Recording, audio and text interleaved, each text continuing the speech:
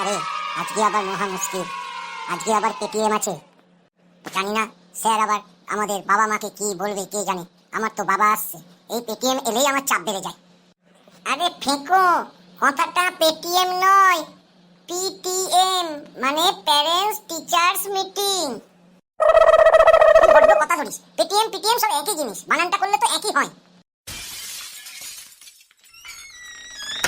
এই তোরা এবার একটু চুপ করে বস, মনে হচ্ছে স্যার আসছেন।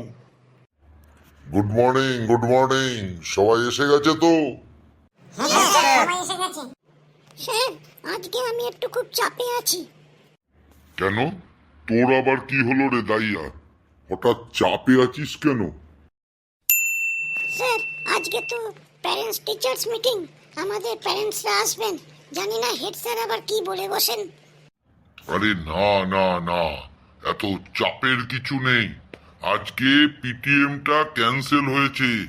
হেড স্যারের শরীরটা খারাপ, এই জন্যে তোদের সবার বাড়িতে ফোন করে দেয়া হয়েছে।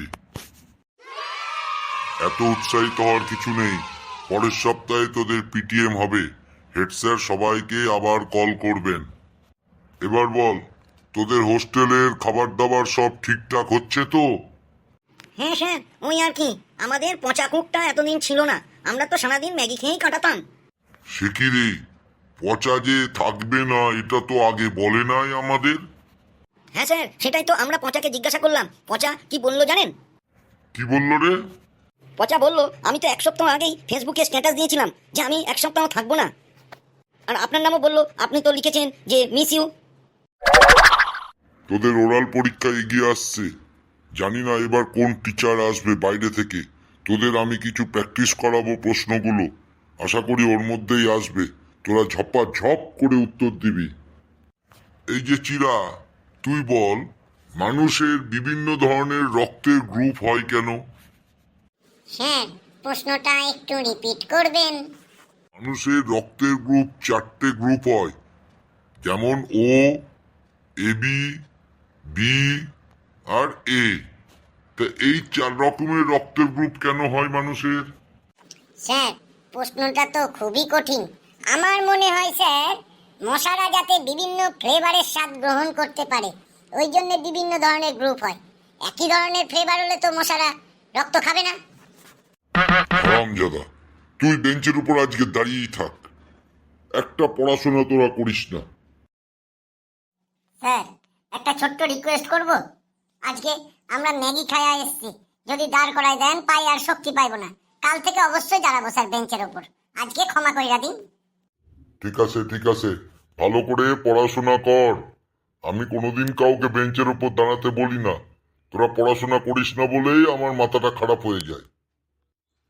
আমার নেক্সট প্রশ্ন, 3 থেকে 3 চলে গেলে মানে 3 থেকে 3 বিয়োগ করলে কি থাকে অবশিষ্ট?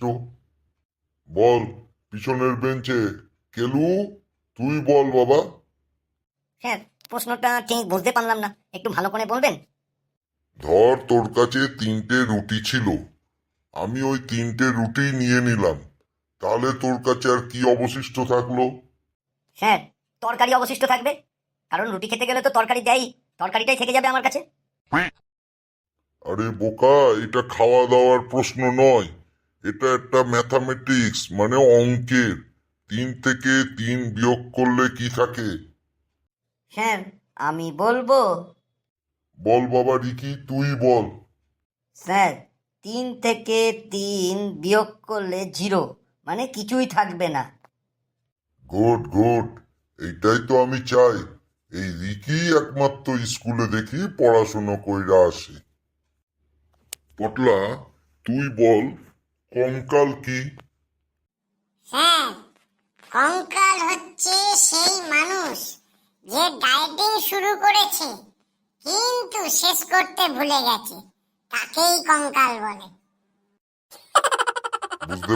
বুঝতে পেরেছি, তোদের যা অবস্থা কেউ পাস করতে পারবি না তোরা।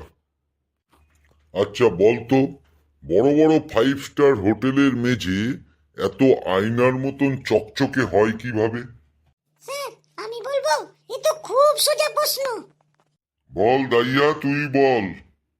স্যার ধরুন 5 স্টার হোটেলে কেউ খাবার খেলো বা থাকলো, যদি পয়সা না মিটিয়ে পালাতে যায় তাহলে সে পিছলে পড়ে ধরা পড়বে এবং তার থেকে পয়সা উসুল করতে সুবিধা হবে।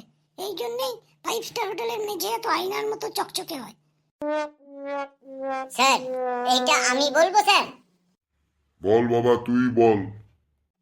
স্যার স্যার 5 স্টার হোটেল খুব পরিষ্কার পরিচ্ছন্ন রাখতে হয়, কারণ খুব বড় ধরনের মানুষরা ওখানে যায়।